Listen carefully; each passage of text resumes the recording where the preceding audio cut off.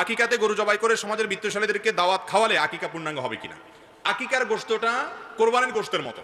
আপনি এটা যদি ধনীদেরকে খাওয়ান তাতেও আকিকা হয়ে যাবে, গরিবদেরকে খাওয়ান তাতেও আকিকা হয়ে যাবে, নিজে খান তাতেও আকিকা হয়ে যাবে। কিন্তু উত্তম এবং ভালো হলো কিছুটা নিজেরা খান, কিছুটা আত্মীয় স্বজন প্রতিবেশীদেরকে দেন, আর কিছুটা দান টান করেন।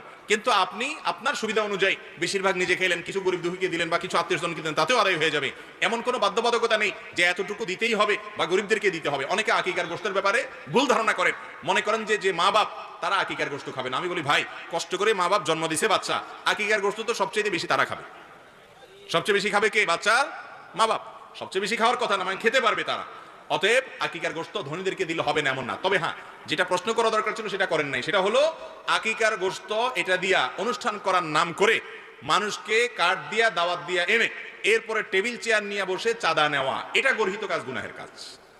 কথা কি বুঝাতে পারছি? আকিকার দাওয়াত দেওয়ার নাম করে কার্ড টাট করে সামিয়ানা টাঙ্গায়া প্যান্ডেল করে খানার অ্যারেঞ্জ করলেন, আবার টেবিল চেয়ার নিয়ে খাতা কলম নিয়ে ভিক্ষুকের মতো বসে গেলেন চাঁদা আদায় করার জন্য। এই রোগটা আছে না নাই? এটা জায়েজ নাই। এটা হলো মানুষকে লজ্জায় ফেলে তার কাছ থেকে চাঁদা নেওয়া। এই কাজ করার চাইতে হোটেলে ব্যবসা করা অনেক ভালো।